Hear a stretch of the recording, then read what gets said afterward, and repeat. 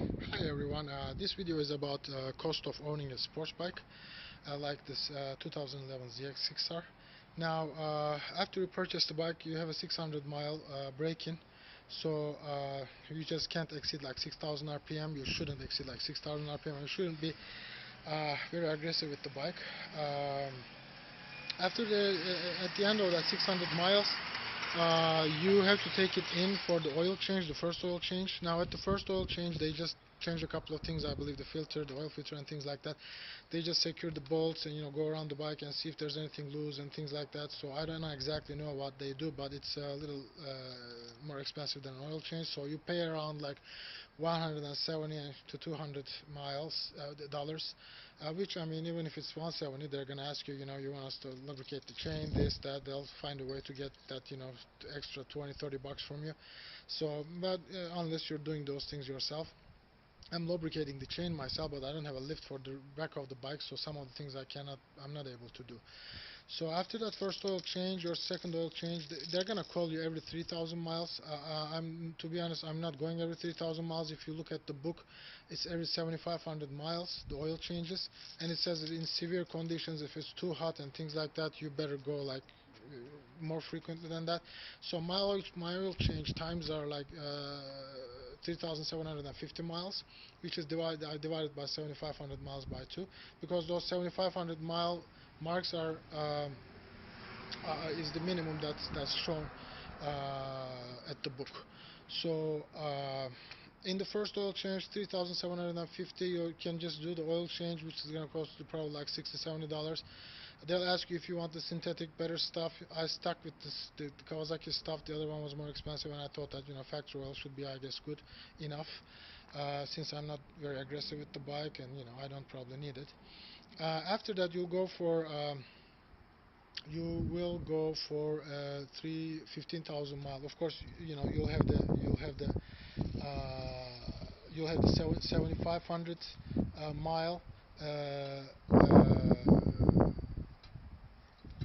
service after the 3,750.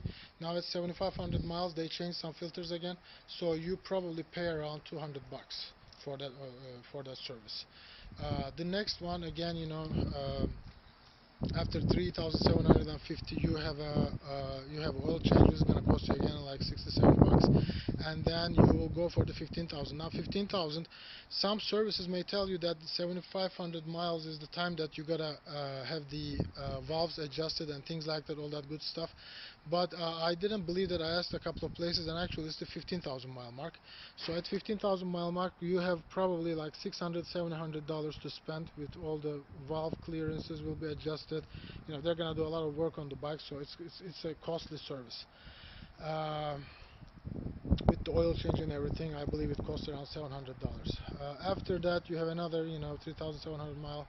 You have the oil change, and then again 7,500 miles after that, you'll have the 22.5 oil change, which is gonna cost again like $200, and then one more oil change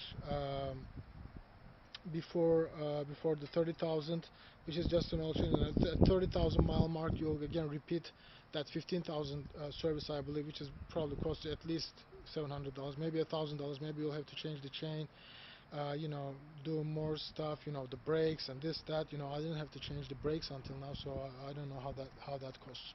But when you think about it, for the first 30,000 miles, you're looking minimum at around $2,000 for the service of this vehicle, if you're not doing some things yourself, if you're taking it to the service, certified service, because you have two major services, which has got $1,400. You have two smaller services, which is like $400, and you have all the oil changes in between, which is going to cost you like $60-70, which will bring it to about $2,000.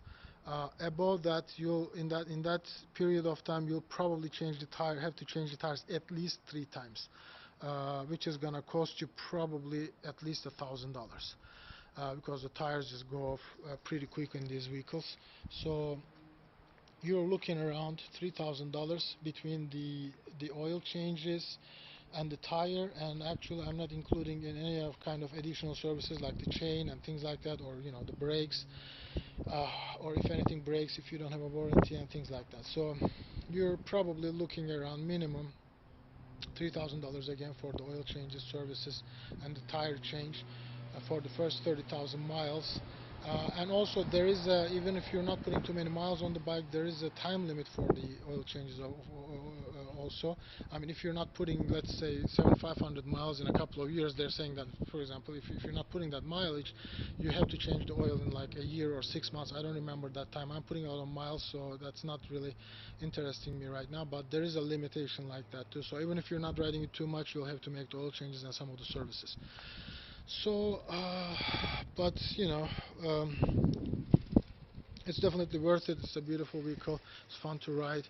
It's a special, really special vehicle to ride, and also you're saving on a lot of other stuff. When you're paying more on the service on a vehicle like this, especially if it's like, if it's your commute, just like my situation.